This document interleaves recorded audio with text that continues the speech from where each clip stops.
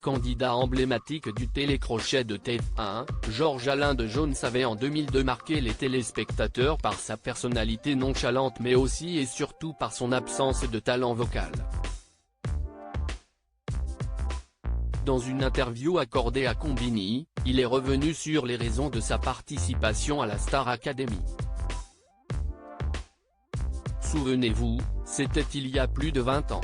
En 2002, la deuxième édition de la Star Academy consacrait Nolwenn Leroy, grande gagnante de la saison face à Houssine. Mais contre toute attente, CIST un autre candidat qui avait particulièrement marqué les téléspectateurs. Parfois lunaire et toujours nonchalant, Georges Alain de Jones était parvenu jusqu'à une demi-finale. Si aujourd'hui, le candidat iconique ne veut plus entendre parler de l'émission phare de TF1, il continue d'évoluer au sein de l'univers musical. Il est en effet backliner, c'est-à-dire qu'il installe et prépare les instruments des artistes sur scène. Mais il fait également quelques apparitions à la télévision puisqu'il est aussi commentateur sportif sur la chaîne L'Équipe. Les amateurs de LOL, qui sort, ont également pu l'apercevoir dans l'émission, invité par Laura Felpin afin de faire craquer ses concurrents.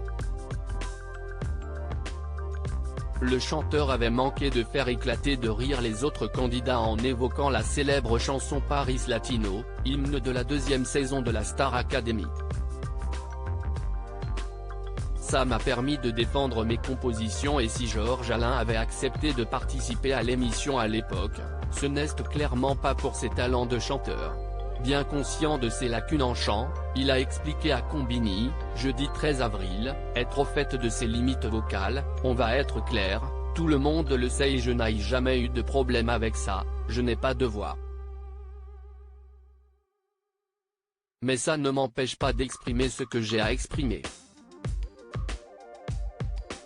Je n'ai pas honte. Peu touché par les critiques à son encontre, Georges Alain a dit se sentir zen de ce côté-là et confesse que s'il a participé au télécrochet, c'était avant tout pour faire connaître sa musique. Moi, je suis un musicien, je me suis pris au jeu de chanter avec la Star Academy. Ça m'a permis de défendre mes paroles et mes compositions. Voilà qui est plus clair.